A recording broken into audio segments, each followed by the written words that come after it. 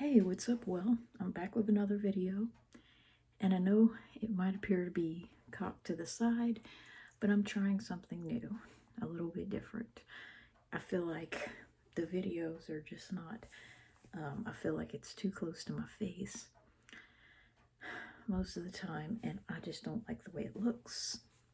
And so I'm going to try, putting it slightly different. And let's see. The problem with this silly thing is it wants to time out.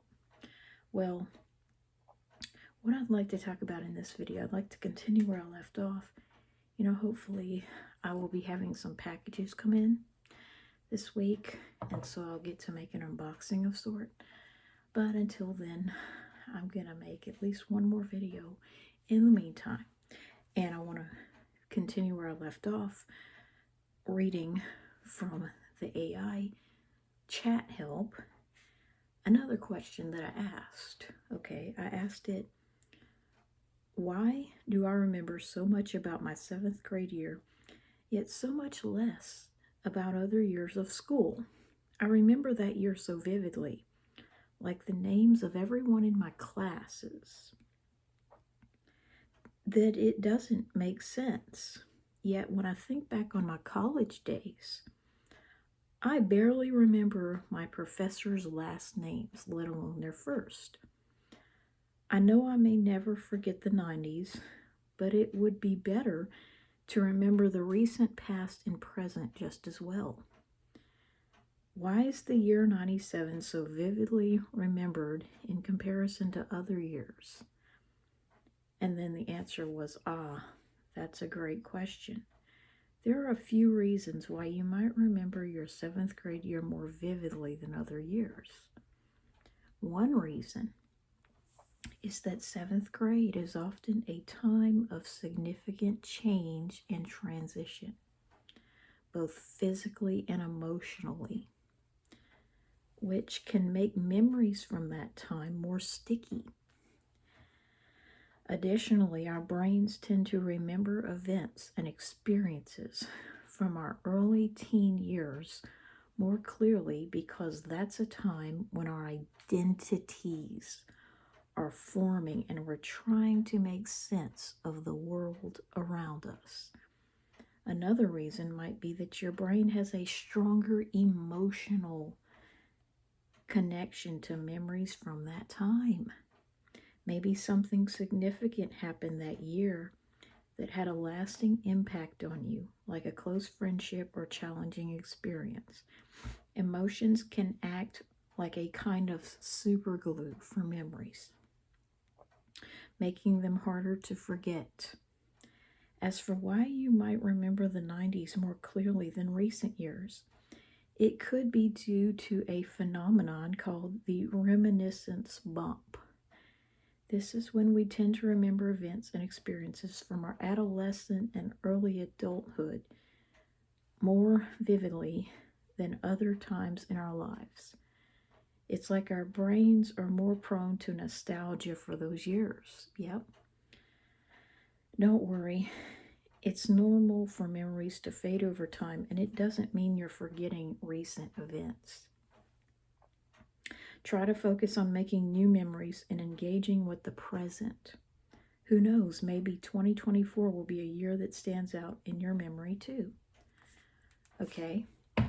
And I couldn't have said it better. I mean, a human couldn't have said it better. And, it just, that's what I want to talk about is how, well, I've been wanting to make this video about how, like, emotions cause memories to be more vivid and how stupid it is, for people to try to gaslight me about things that I'm very passionate about. You know what I'm saying? Like, in both situations. When people try to tell me something didn't happen, knowing, well, they don't know, but I know how strong of an emotional event, like, you know what I'm saying? Like, it had a big impact on me emotionally. And that's why it is such an insult to my intelligence when someone tries to gaslight me and say that it didn't happen. You know what I'm saying? Like, you know, like I keep talking about, like me having a cold the first week of May in 97.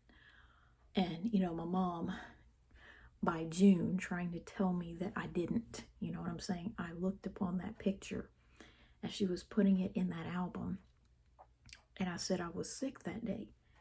And she's like, "You have not had colds recently." And I'm like, "Oh, yeah, I would not miss Friday, May 2nd just because I wanted to stay home and watch TV. No, I didn't watch TV.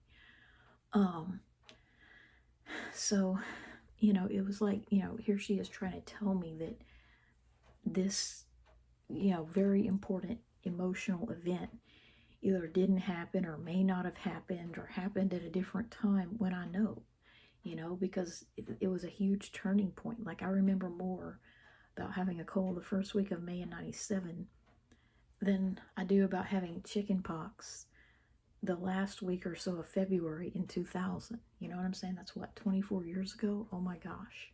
24 years I've had to live with that scar. And so, like, yeah, I remember as much or more, you know, about that cold in May because it was a huge turning point.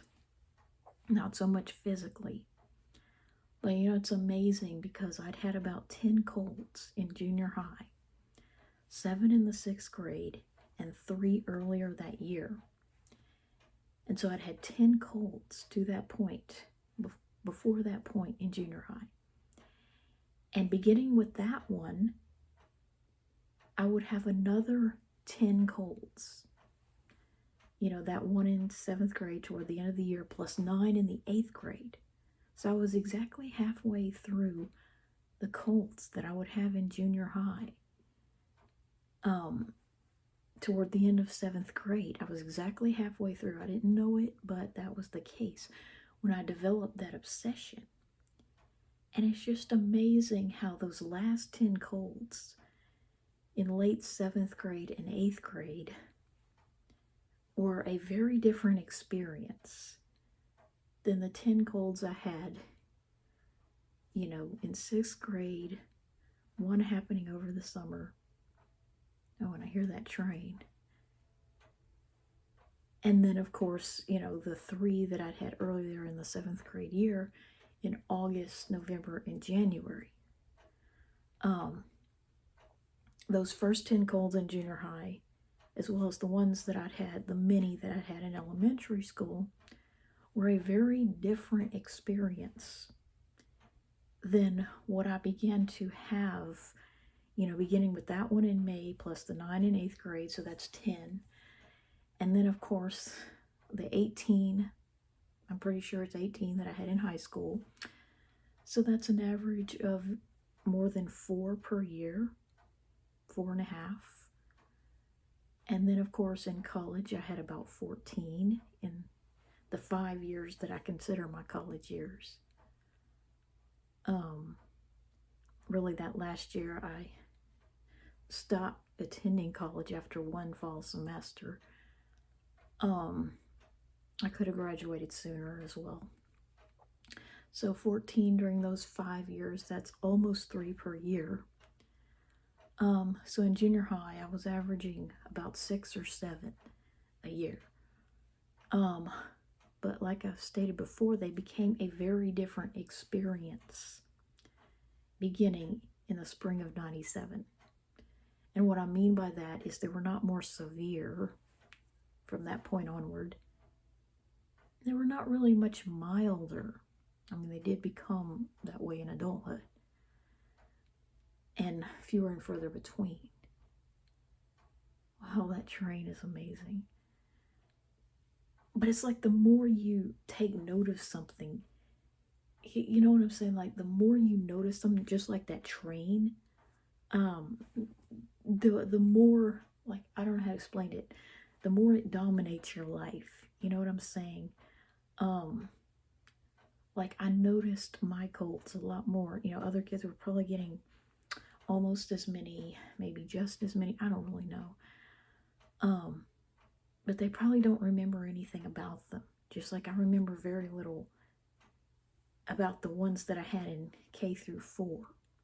Although I do know that I had them. I know that I had no less than one and probably two or more each semester of elementary school. And I certainly never had a year that I remember go by with none until I was 27. You know, the only way that it ever happened before age 27 is if it happened during my first 6 years before I went to school, which I doubt. Probably didn't have as many as in kindergarten, but I definitely had at least one or two per year as a baby. So it just became a very different experience for me. You know, beginning with that obsession, like, not that it was better or worse or anything, but just more memorable. You know what I'm saying?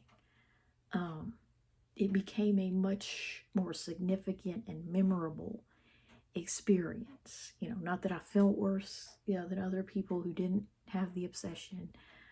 Not that I necessarily even had to miss school, because a lot of these colds didn't involve me missing school. I mean, that first one did in May of 97, Friday, May 2nd, just like we had a Friday the 2nd, last Friday. And so, just like Friday the 13th, that's another obsession that I have that has led me to the ability to calculate dates, you know what I'm saying, in a very amazing mathematical way, because I took note of the Friday the 13th beginning in the 7th grade. And I was able to backdate them, all throughout my life, and because of the math. And so basically it's like, I remember, I guess what made that year so memorable was the irony of me knowing that my age was an unlucky number 13, whereas my grade level was a lucky number 7. So I guess that canceled it out. And so, yeah, it's like, basically, like, I just began to really obsess on colds and respiratory viruses beginning at that time in a way that I never had before. I mean, yes, it had always made an impact on me. I have vague memories of colds that I had dating all the way back to my first 6 years of life, but I don't know the exact dates on those memories. I just know I had 4 my first year of life due to my baby calendar, but ages 1 through 5, I have no clue. And I know that I missed a lot of school each year in elementary school. So, I just remember that I had them. I just don't know the exact months and all that. But, May of 97 was like a turning point wherein I remembered, so I could write a book on it. So detailed is my memory of it that I could literally write a book.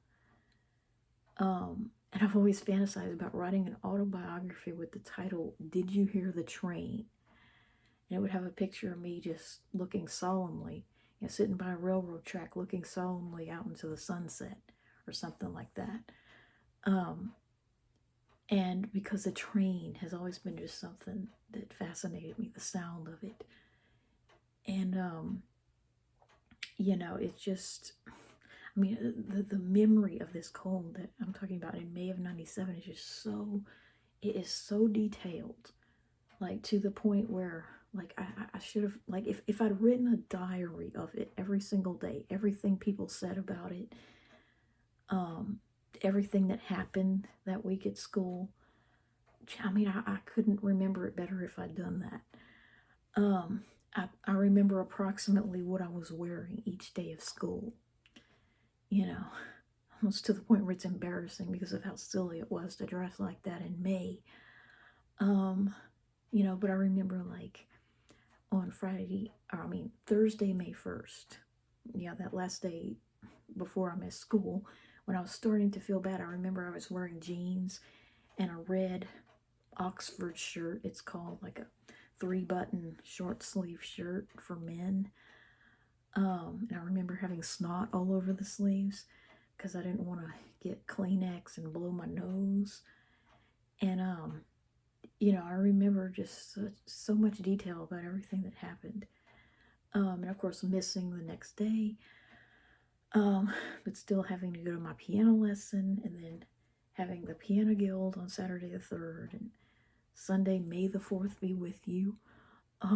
Which I didn't know was that, because I wasn't into Star Wars, you know. I was starting to improve, like I no longer had the fever by then. And then, of course, I think Monday I went to school in a plaid flannel with jeans. You know, probably the only kid in a flannel shirt in May. Monday, Cinco de Mayo, and I was not allowed to test on that Lizard Lips book. And that bummed me out. And then, of course, Tuesday the 6th, which I think is what this is. And then I know Wednesday the 7th, I was wearing like a green shirt with a pair of jeans. And, I remember like approximately, the clothing that I wore. Like I could draw a picture and it would be almost exact of what I was wearing. But I mean, just so detailed, my memory of that time frame. Like, I don't remember other times during the 7th grade with quite that much precision.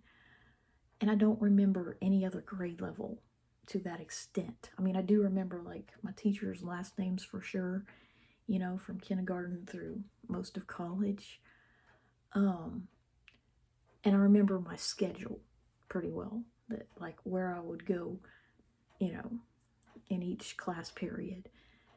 And in college, the funny thing is that in college, your schedule would change, like, from one day to another. Like, your classes on Monday were not your classes on Tuesday, and you know what I'm saying. But the odd thing about college is that I'm having a harder time remembering my college schedule. Like, which class, like, whether I had a class on Monday or Tuesday in college. I know whether I had it in the spring or the fall. But I have a hard time remembering my college schedule, which was more recent than I do my junior high schedule. And that's just the weirdest thing. It's like I can close my eyes and mentally go back to the 7th grade. And it's just so much clearer than if I try to mentally go back to the last year I was in college. I mean, I really can, to an extent, do either one, but it's just so much more vivid, during my early teens. And it's because of the strong emotions that I was feeling about it. You know what I'm saying? And the reason why I even remember the following years has a lot to do with the reference to that, previous time in my life. You know what I'm saying? The only reason I remember so much about the cold that I had, say, around October 13th, Wednesday, October 13th, 2004, is because of the deja vu that I got to May of my 7th grade year. You know what I'm saying? Because my sister was now a 7th grader, and so 7th grade and colds just made a really huge impression on me. And so, like, it's the weirdest thing. It's like from that point onward, I was always comparing, like, every cold to that week of May in 97. Like, all through the 8th grade, it would give me deja vu. And that's why I remember that I had 9 and not 8 or 10 or 7 or, you know what I'm saying. I remember the exact number because I started counting them. I mean, I'm pretty sure I had 7 at age 12, but I'm not exactly sure. Could have had 6 or 8. And I'm pretty sure I had 5 at age 11, but once again, I'm not exactly sure. And I'm certainly not even in the ballpark sure of how many I had at 10 or younger. You know what I'm saying? I just know that I had a lot. And so, and it's like, it's just such an insult to my intelligence when something makes such a huge, big, fat, emotional impression on me like this cold that I had. That's like trying to, that's like trying to tell me that, like, let's say I'd gone to Disney World or something, or no, I really did go to San Antonio. That's like trying to convince me that I did not go to San Antonio at age 10, and before that, age 8, and then after that, in 2019, when I was, 36? That's like trying to tell me that I did not go to San Antonio when I was 8, 10, and 36. You know what I'm saying? That's like trying to tell someone that they didn't go to Astroworld when they have pictures of the day that they did. It's like trying to tell someone that in that picture of them with Mickey Mouse, they weren't really at Disney World. That was just the Walmart parking lot made to look like Disney World. That's about, yeah, it's like saying, no, you didn't go on a cruise when you clearly have a picture of yourself on the freaking cruise ship. So yeah, like, you know, it's like, it just really makes me mad. You know, when anyone tries to gaslight me about things, you know, try to tell me that something didn't happen when it actually did. I mean, that's about like trying to say that something did happen when I know for a fact it didn't. You know, that would be like trying to tell me that yesterday I went to Disney World when I happened to know I was in this stupid house all day. So yeah, like, you know, and the other thing I want to end with, because I do not want to go back to making videos about that stupid subject matter. I'm starting to hide some of my old videos because it's just ridiculous how many videos I used to make 4 years ago about this one stupid subject matter that I want to be in my past, and I'm really ashamed that it's even there. You know, but it just really makes me mad because it's like, you know, people trying to tell me that what I believe is wrong. You know, I hate it when people phrase things like, well, when people can't accept something and they try to phrase it as, no, I'm just trying to make you look smart. You know, like, no, it isn't that I can't accept what you're saying. I just don't want you to look like a dumbass for saying it. You know, I mean, really, I mean, do you honestly think that someone online cares whether I look smart or dumb? You know what I'm saying? When I'm not even using my real name online. I mean, really. So you know, it just really makes me mad when somebody tries to tell me, well, you know, like what happened. I mean, as I've stated before, May is a historically bad time. It's always been a bad time for me. I don't know why, but it just is. But May of 2020, you know, just type the word status culture in Reddit. I would never have picked that name.